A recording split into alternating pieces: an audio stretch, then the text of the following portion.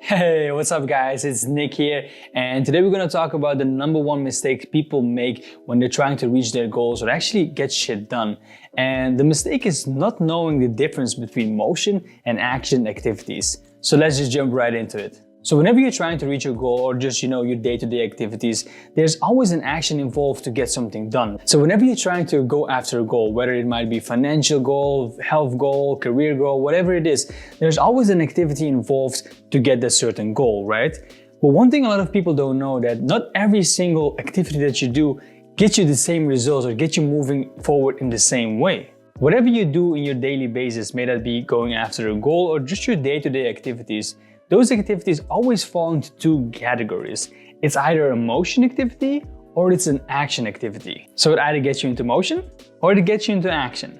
And what I mean by gets you into motion, it gets the ball rolling. It gets the train going, gets some momentum up and rolling, and gets you flowing forward. But it doesn't get you the result that you want. It gets the ball rolling to come closer to the result you want, but it doesn't actually make it happen. And that's why we have action activities. Let's say you want to start a business and you're focusing a lot on creating a business plan, but you're not actually building a business. Or you're trying to get healthy, you're trying to work out and lose weight or gain muscle. And you're spending a lot of time on creating a workout plan, a workout routine, but you're not actually doing the workout. Or you're studying to become a coach and you want to help people, but you never actually go out there and try to help real clients. Or you're reading articles about health and nutrition, but you're actually not going to the grocery store and changing your lifestyle. And these are all examples of motion activities. They all get you into motion, like researching around nutrition or creating a workout plan. They all get you into motion, so they start the engine going, but they're not going to get you the result itself. Let's take an example of losing weight, right? Let's say you want to lose weight and you want to get into motion. You go to the gym, you sign up, you talk to the personal trainer, and those activities are going to get you into motion. But are these activities really going to help you lose weight? Not really. It doesn't matter how much time you're gonna spend talking to the personal trainer. You're never gonna lose weight to just talk to the trainer.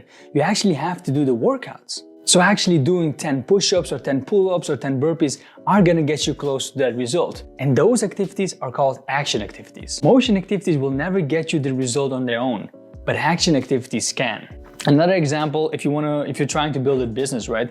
Researching your leads, trying to understand who is your ideal client, it's going to get you into motion, but it's not going to get you the result that you want. Actually reaching out to potential clients and scheduling calls are going to get you into action and going to get you closer to the results that you want. Doesn't matter how much time you spend researching or you spend planning on your business, it's not going to get you forward. You do need to get into action. You do need to reach out to those clients and get on calls and do the business activities, right? So this doesn't mean that motion activities are useless. There's always a place for them. Planning, strategizing, learning, they're all useful and they all need to happen to get the ball rolling, right? But for whatever reason, we overvalue motion activities. We spend too much time on motion activities instead of getting ourselves into action. At some point, preparation, planning, strategizing, learning just becomes procrastination. And once it becomes procrastination, then we have to shift from motion into action. Motion feels safer, right? It feels as we're moving forward without actually getting into the discomfort. You're busy figuring out, what is the best gym to go to, who's the best personal trainer to help you, what are the best workout clothes with the most aerodynamic or whatever. You're spending too much time on that and you're feeling like you're making progress.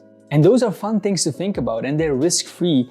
And like I said, they make you feel like you're making progress, but you're actually not getting forward. You're staying in the exact same position, doing something over and over again without actually getting out there and getting into action. And honestly, like I said, motion activities are not bad. There's a place for them. And I spend my time a lot on motion activities. I even spend it right now, but back in the day, I even spent way too much time on those. I'm a very analytical and data-oriented person. I like numbers, I like data, I like all of that stuff. So I like to do my research before I make a decision or before I get into action. And when I was starting out my first business, I spent a lot of time, researching the ideal client, researching my content, trying to, know all the bits and pieces here in place and making sure that I know all the information before I get into action. I spent days and weeks researching something before doing it, and it made me feel like I'm making progress. It made me feel accomplished, like I'm actually moving forward in my business and I'm doing great stuff. But then like 1 week, 2 weeks, 3 weeks went by and I was in the exact same position. My business didn't even move an inch. And I I had no idea what was going on. And I noted that those motion activities were not useless. They were helpful. Like I did my research, I got some good information. It wasn't necessarily to do that research, but I understood that I spent a little bit too much time in my motion activities. And I remember my own coach that I hired back in the day telling me, Nick, you have to get into action. You have to be more decisive and spend less time on doing the research, because you're going to be in the exact same position a year from now if you don't get yourself into action. And once I understood that I need to get into action and actually flip the switch here, and I started to focus 80% of my time on the 20% of the activities that moved me forward. And those activities were all action activities. Those were scheduling calls, reaching out to clients, actually making posts, making content. Instead of researching it, I just did. I was just getting into action without doing any research, like a little bit of research here and there, but I told myself I need to get my ass moving to get the results I'm looking for. And when I actually started doing that, when I started spending most of my time in action activities, my business skyrocketed. I finally got it off the ground. I actually made it grow faster than I did expect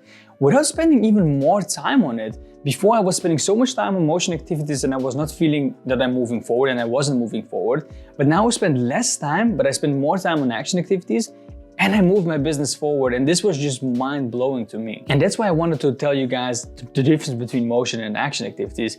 The reason why a lot of people are not getting forwards in their results is just because they don't know the difference between motion and action, and they feel they're making progress because they are in those motion activities, and it feels like, hey, I'm moving forward, I'm actually doing the thing that I need to do. But if motion doesn't get us any result, like, why do we actually do it? Sometimes we probably do it just because we actually have to, right? We have to learn, we have to plan, we have to do all of those things to get the ball rolling, to start the engine, like I said before. But more often than not, motion activities just make us feel like we're moving forward, and we feel like we're making progress, so we spend more time there because we don't have to get into discomfort to make progress. Like, most of us are experts at avoiding criticism. We don't like to be judged, we don't like to fail, we don't like other people to see us fail. So whenever we're actually in a motion activity, what we're doing is we are avoiding failure. We're trying to delay the failure. And that's the biggest reason why a lot of people slip into motion instead of getting into action, because they're actually trying to delay failure. It's easy to be in motion and convince yourself that you're still making progress, right? You say to yourself,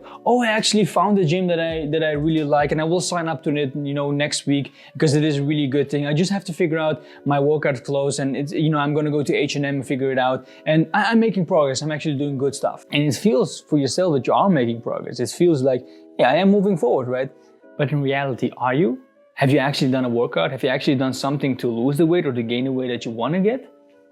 Not really, right? You just felt like you're moving forward. The only benefit motion activities give us then is feel safety and comfort. So we don't have to get into that risk zone and feel to be judged and feel, that we're being criticized by other people. We feel safe and we feel like we're making progress. So of course we keep staying in that position. But the longer we do that, the longer we procrastinate, and the longer it's actually going to take to get us from where we want to be to get to our results. And then we're going to tell ourselves, it didn't work out. I tried whatever I can, I just cannot get there. I'm unlucky or whatever.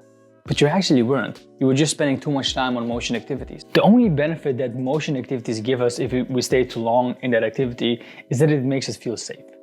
But safety and being in your comfort zone never actually makes you grow and never gets you closer to your goals.